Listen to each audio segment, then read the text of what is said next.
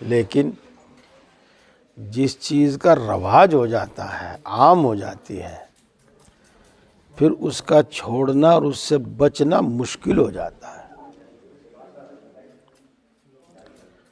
وہ لوگ جن میں شراب کا رواج ہو گیا، حالانکہ اس کو برا سمجھتے ہیں، لیکن اس وقت تک مہمانی اور ضیافت نہیں ہوتی جب تک کہ وہ پوا پیش نہ کرتے۔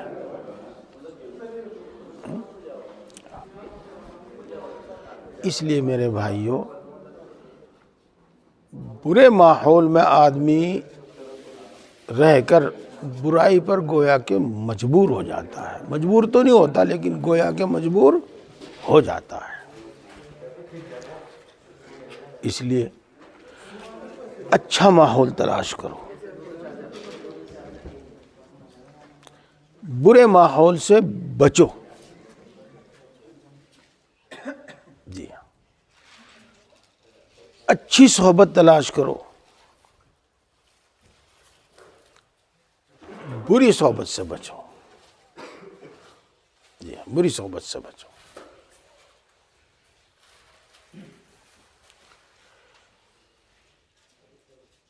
ایسے بہت کم لوگ ہوتے ہیں اور بہت مدت کے بعد جا کر ایسا آدمی بنتا ہے کہ برے ماحول میں ہو اور اس کا اثر نہ لے۔ بہت دنوں میں جا کے بنتا ہے، اثر آ جاتا ہے۔ برے ماحول سے بچو، اچھی صحبت اختیار کرو، اچھے لوگوں سے تعلق رکھو۔ جی ہاں،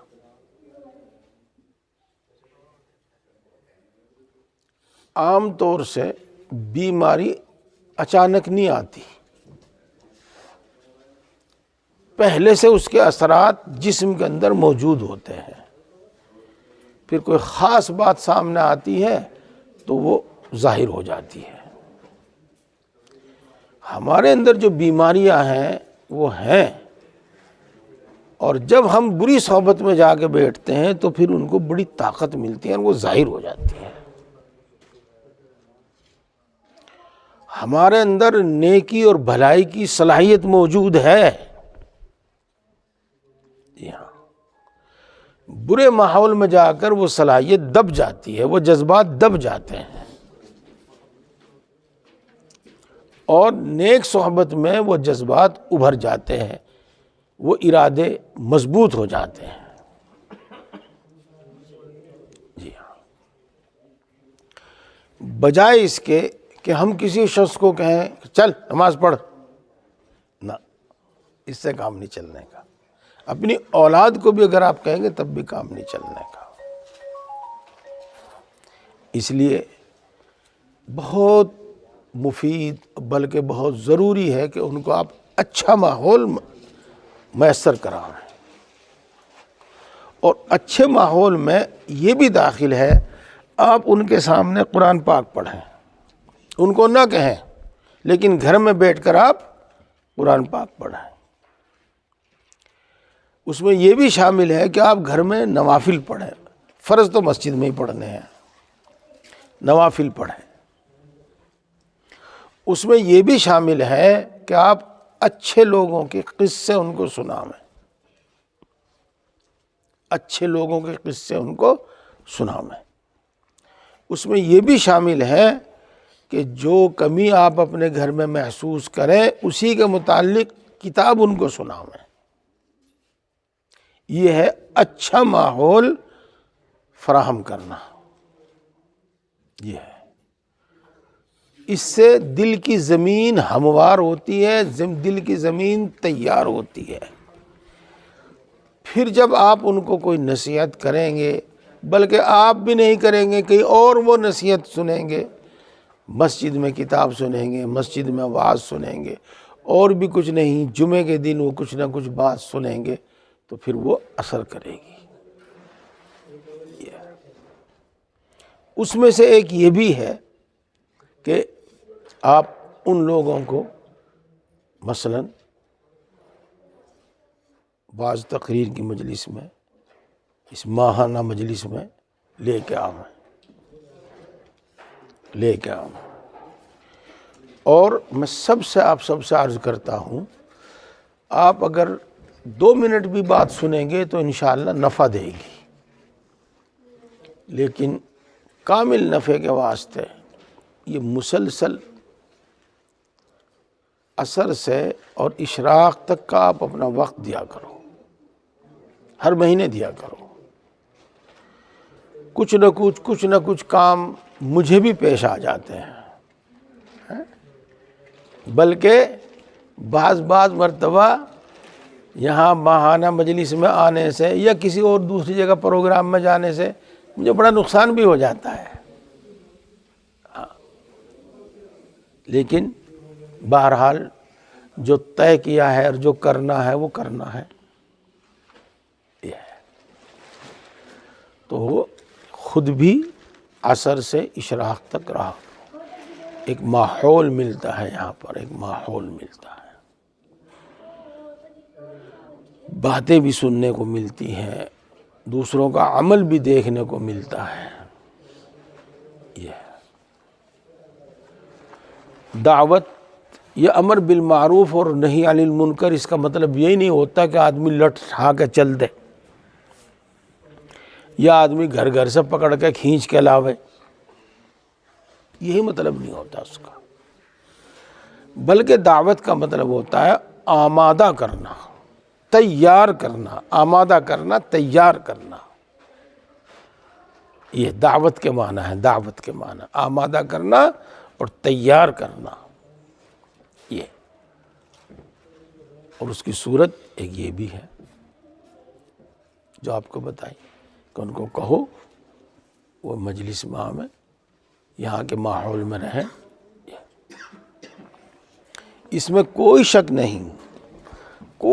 نہیں کہ غیر مسلموں کو دعوت دینا یہ ہمارا فرض ہے،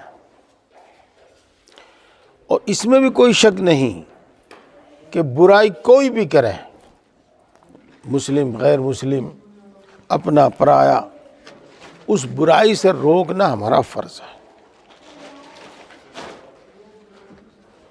جو بھلے کام ہونے چاہیے اور نہیں ہو رہے ہیں، کرنے چاہیے اور نہیں کیے جا رہے ہیں، ان کی طرف توجہ دلانا، ان کی ترغیب دینا ہمارا فرض ہے۔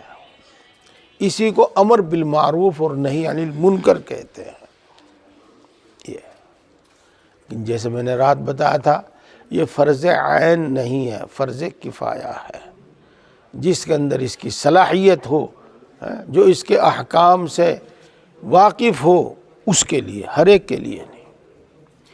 پھر امر بالمعروف اور نہی عن المنکر اور دعوت کا یہ مطلب نہیں ہے کہ ہر آدمی واعظ کرنے کے لیے کھڑا ہو جاوے، ہر آدمی نصیحت کرنے کے لیے کھڑا ہو جاوے۔ ہر ایک آدمی کے اندر موقع شناسی نہیں ہوتی، مردم شناسی نہیں ہوتی، اتنی سمجھ بھی نہیں ہوتی، بلکہ ہمیں چاہیے کہ جس چیز کی ہمارے اندر صلاحیت اور قابلیت ہے، ہم بس وہیں تک محدود رہیں۔ اور یہ آسان ہے کہ ایسے لوگوں سے ہم جوڑ دیں جہاں خود ہماری اصلاح ہوئی ہے اور دوسروں کی اصلاح ہو رہی ہے۔ دیکھو، موقع محل کی بات میں آپ کو بتا رہا ہوں، ابھی 2-4 دن کی بات ہے، ایک مسجد میں عصر کی نماز جماعت سے پڑھی ہم نے،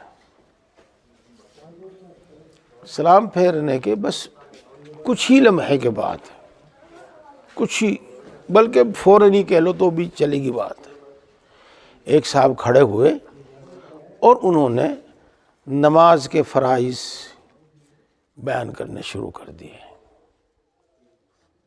پھر اور واجبات کی بات کری، پھر سنتوں کی بات کری۔ یہ اب آپ سمجھو کہ اس وقت میں کچھ لوگ تو تسبیح پڑھ رہے ہیں، عصر کے بعد تسبیح پڑھی جاتی ہے، تسبیح پڑھ رہے ہیں، کچھ لوگ جن کی رکعت نکلی ہے وہ اپنی نماز پوری کر رہے ہیں، مسبوق ہے وہ اپنی نماز پوری کر رہے ہیں۔ اب ایک وقت میں 3 کام ہو گئے، ادھر تو وہ نصیحت کر رہا ہے، بات کر رہا، ادھر تسبیح پڑھ رہے، ادھر نماز پڑھ رہے، تو ان میں سے کسی ایک کی طرف توجہ ہو سکتی ہے پوری؟ ہر ایک چیز میں خلل ہوگا، ہر ایک چیز میں خلل ہوگا۔ السلام علیکم۔ محل نہیں پہچانا، موقع محل نہیں پہچانا۔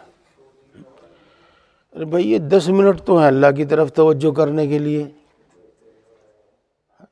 جس کے لیے واعظ ہے، جس کے لیے نصیحتیں، جس کے لیے کتابیں، جس کے لیے سب کچھ ہے، یہ 10 منٹ تو ہیں اللہ کی طرف توجہ کرنے کے لیے۔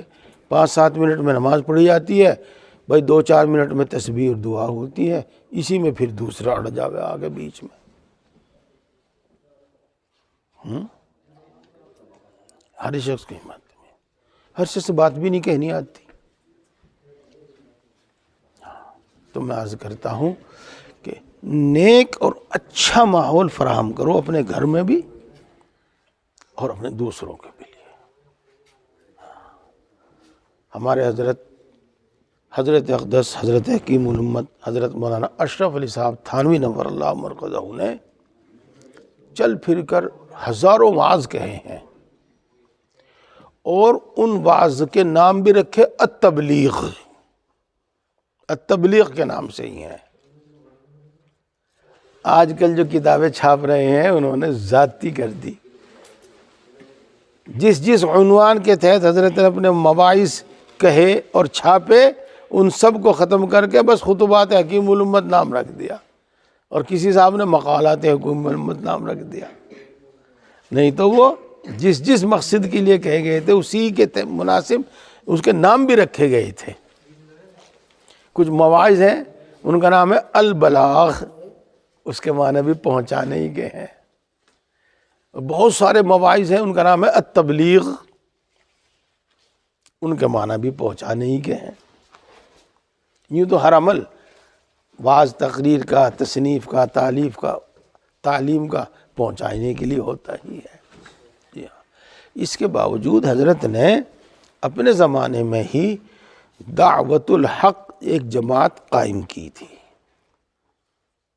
دعوت الحق کے نام سے، اور دعوت الداعی اس طرح کے کئی رسالے ہیں جن میں پورا نظام حضرت نے لکھا ہے اس میں۔ جی ہاں، اور اس کے تحت کام ہوتا تھا حضرت کے زمانے میں ہی۔ بڑے بڑے حضرات، حضرت مولانا مفتی شفیع صاحب رحمۃ اللہ علیہ، حضرت مولانا شاہ عبد الغنی صاحب رحمۃ اللہ علیہ، بڑے بڑے حضرات اس میں بہت دلچسپی سے حصہ لیتے تھے۔ ہاں، پھر 47 وہ ہڑبونگ ہوا، اس میں کچھ لوگ ادھر سے ادھر، ادھر سے ادھر ہو گئے، اور ماحول جو کچھ تھا جنہوں نے تاریخ پڑھی ہے وہ جانتے ہیں۔ اس کے بعد حضرت مولانا شاہ ابرار الحق صاحب نور اللہ مرقدہ نے دوبارہ دعوت الحق کو زندہ کیا، جس کو پڑھے لکھے لوگ نشأت ثانیہ کہتے ہیں۔ ہم نے ان کو سیدھے الفاظ میں کہا اس کو دوبارہ زندہ کیا، اور یہاں ہندوستان میں تھے اس وقت تک شاہ عبد الغنی صاحب پھول پوری رحمۃ اللہ علیہ، انہوں نے سرپرستی فرمائی۔ وہ بڑے عمر کے تھے، بڑے آدمی تھے، اور پھر یہ کام دوبارہ شروع ہوا۔ اور افسوس کی بات یہ ہے کہ ہماری یو پی میں یہ کم ہے، ادھر آپ جائیں گے کیا نام اس میں، حیدرآباد میں، کرناٹک میں، مہاراشٹر میں، ادھر بہت زیادہ ہے، ادھر بہت زیادہ ہے یہ کام۔ یہ ہے بہرحال دعوت الحق کا مقصد یہی ہے کہ دین دوسروں تک پہنچایا جائے، دوسروں تک دین پہنچایا جاوے، ان میں دین کا جذبہ، عمل کا جذبہ پیدا کیا جاوے، دین سیکھنے کا، عمل کا، دین پر عمل کرنے کا، دین سیکھنے کا جذبہ پیدا کیا جاوے۔ یہی اس کا مقصد ہے، اور پھر اس کے طریقے ہیں جو بھی کچھ ہے۔ جی ہاں، جب میں نے ہردوئی جانا شروع کیا تو دوسرے تیسرے سفر میں مجھے صحیح یاد نہیں، بہرحال حضرت نے کچھ رسالے عطا فرمائے تھے جو اس کے تحت حضرت تھانوی رحمۃ اللہ علیہ کے لکھے ہوئے ہیں اور اس زمانے کے چھپے ہوئے ہیں، بعد میں حضرت نے بھی چھپوائے ہوئے، اور کچھ حضرت نے خود اس بارے میں لکھا تھا۔ کئی کتابیں چھوٹی چھوٹی ان کی ہیں، رسالے ہیں ان کے، وہ عطا کیے اور اپنے علاقے میں کام کرنے کے لیے فرمایا۔ یہ اللہ کے فضل سے پھر یہ سلسلہ شروع ہوا، لیکن دعوت الحق کے جو مقاصد ہیں، اس کے جو اغراض ہیں، وہ ابھی سب پورے نہیں ہو رہے ہیں۔ یہ بھی کوئی ضروری نہیں ہے کہ وہ سب ایک جگہ ہی پورے ہوں، وہ الگ الگ جگہوں میں بھی پورے ہو سکتے ہیں۔ ان میں سے سب سے پہلی جو چیز ہے وہ ہے قرآن پاک تجوید سے پڑھنا اور تجوید سے پڑھانا۔ یہ آپ میں سے جو حضرات ہیں ماشاءاللہ یہاں تشریف لاتے ہیں، ابھی یہ بھی فارغ ہو جاوے اس کام سے اور ہم بھی اس کام سے فارغ ہو جاویں تو ابھی بیٹھ رہے ہیں۔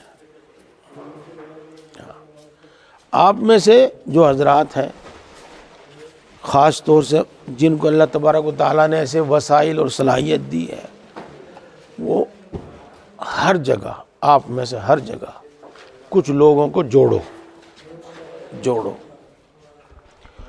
اور ان کو جس چیز کی ضرورت ہے وہ سکھاؤ، جس چیز کی ان کو ضرورت ہے وہ سکھاؤ، لیکن خود رائے سے نہیں، پھر گڑبڑ ہو جاتا ہے سارا کام، بلکہ یہاں سے جو ہدایت دی جاوے اور یہاں سے جو طریقہ بتایا جاوے اس کے مطابق۔ کیا سکھایا جاوے؟ سب سے پہلی چیز کلمہ طیبہ، یہ صحیح کراؤ، اپنا بھی صحیح کرو اگر نہیں صحیح ہے، اور دوسروں کا بھی صحیح کراؤ۔ یہ سیکھو اور سکھاؤ، سیکھو اور سکھاؤ۔ یہ کتنے لوگ ہیں، بلکہ بڑے پڑھے لکھے لوگ ہیں جو لیکن کلمہ طیبہ تک صحیح نہیں ہے، کلمہ طیبہ تک صحیح نہیں ہے۔ تو کچھ آدمی، ضروری نہیں کہ بہت بڑا مجمع ہو،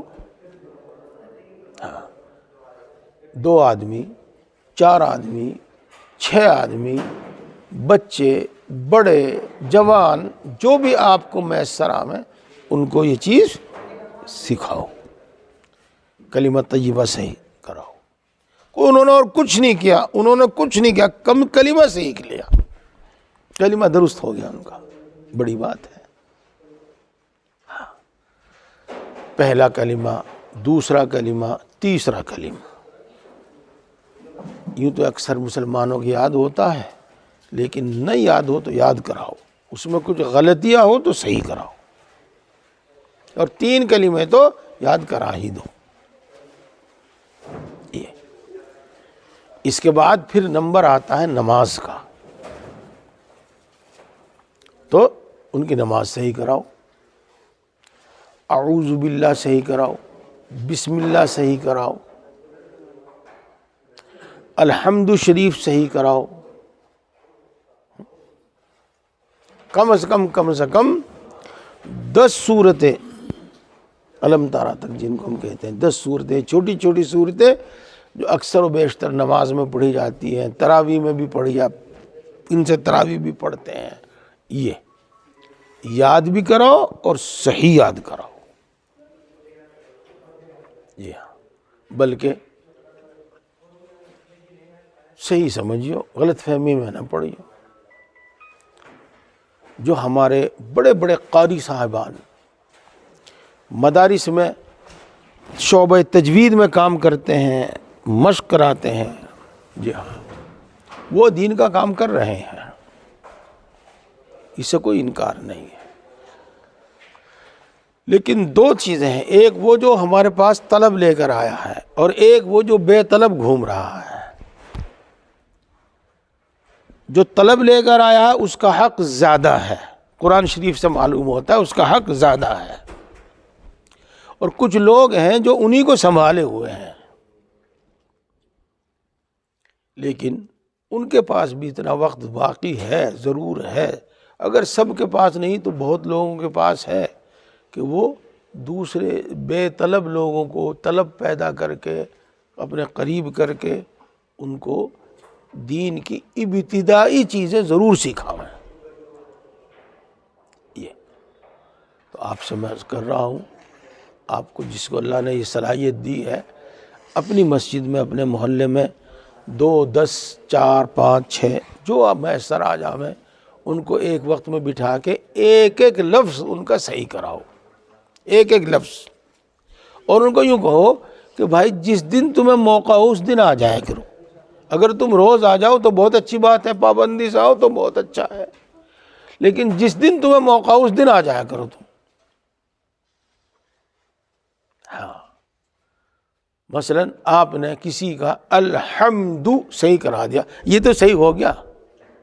اب مان لو وہ ہفتے 10 دن کے بعد آیا، پھر للہ یہ صحیح کرا دیا آپ نے، ایک آیت صحیح ہوگی اس کی۔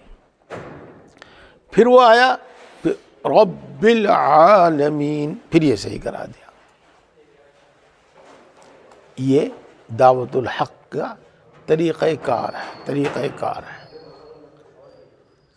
نماز میں جو چیزیں پڑھی جاتی ہیں وہ سب صحیح کرا دو،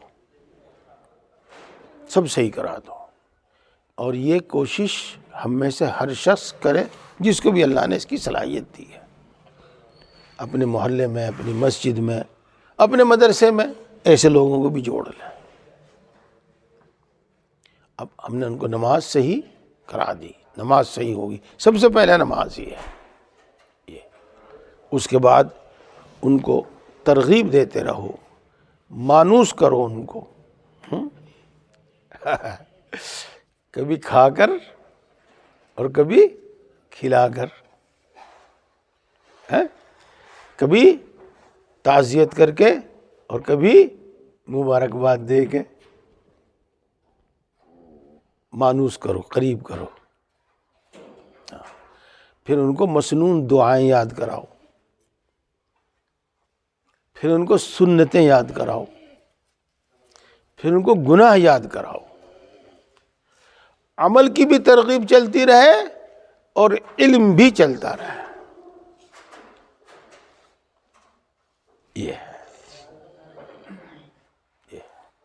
یہی ہے دعوت الحق۔ جن کو اللہ رب العزت نے پیسہ دیا ہے وہ اپنے اپنے محلوں میں چھوٹے چھوٹے مکتب قائم کر کے، اور یہ جذبہ رکھیں کہ ساری دنیا کا نہ صحیح، سارے شہر کا نہ صحیح، کم سے کم میں اپنے محلے کے ہر بچے کو قرآن پاک ناظرہ پڑھاؤں گا۔ ایسے باصلاحیت افراد تلاش کریں، ان کو ٹھکانہ، مثلا ایک کمرہ، ایک مکان، مثلا تنخواہ، جی ایسا کر سکتے ہیں۔ مولانا آپ کام کیجئے، ایک آدمی کی تنخواہ میں ہر مہینے میں دوں گا، آپ کام کیجئے، میں پوری تنخواہ تو نہیں دے سکتا، 5,000 دوں گا، 4,000 دوں گا۔ اس طریقے سے یہ دین عام کیا جاوے، عام کیا جاوے۔ میں اپنی بات ختم کر رہا ہوں، جب بات دل میں آ جاتی ہے تو پھر میں اسے روکنا پسند نہیں کرتا۔ آپ پہلے اپنے اوپر اور اپنے دین کے اوپر محنت کریں، انشاءاللہ دنیا اور دنیا کی حکومت وہ انعام میں ملے گی۔ پھر ایسا ماحول اور ہمارے اندر ایسے افراد اور ہمارے اندر ایسی صلاحیت پیدا ہوگی کہ انشاءاللہ دنیا میں بھی عزت، قوت اور غلبہ ملے گا، جیسے کہ اللہ کا وعدہ ہے، اور جیسے کہ اس امت میں بھی ہوا ہے اور پہلی امتوں میں بھی ہوا ہے۔ اچھا، اللہ عمل کی توفیق عطا فرماوے۔ چلو بیٹھو، پیچھے سے اٹھنا شروع کر دو، ناشتے پہ بیٹھو۔